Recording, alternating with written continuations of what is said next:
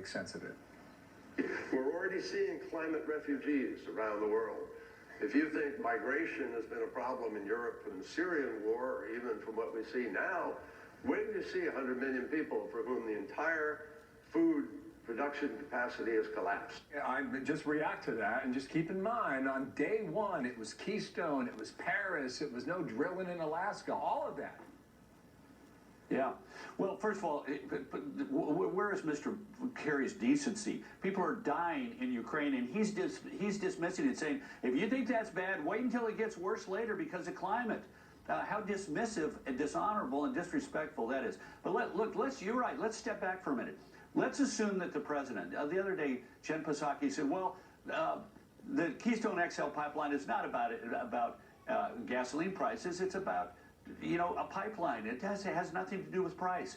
If you build a pipeline, you no longer need to put that oil product, the petroleum products, on a train, or worse yet, as in the case of a lot of the areas served by Keystone XL, on a truck. So a pipeline is a far more energy efficient and environmentally sensitive way to transport oil. If we were building more pipelines, we'd be able to capture more natural gas rather than flare it. We'd be able to send petroleum products to refineries with less environmental costs, lower carbon emissions, and so forth.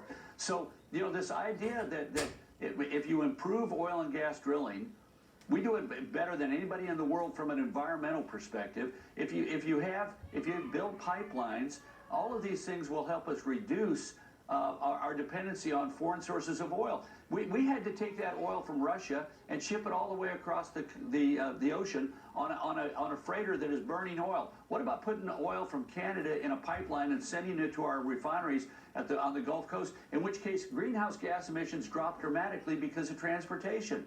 And look, let's be even more broad. We're the only industrialized country in the world that is reducing the absolute level of greenhouse gas emissions virtually every year over year. China is not even obligated to start doing that until 2030. And why is it that India and China and these other major emitters are not being asked to do what America is doing, which is leading the world in reducing greenhouse gas emissions while still growing our economy? Imagine this. Imagine gas prices $5 a gallon for 6 months. See what effect that might have on policy. Carl, good to see you today. Great to see you, Carl. Thank you.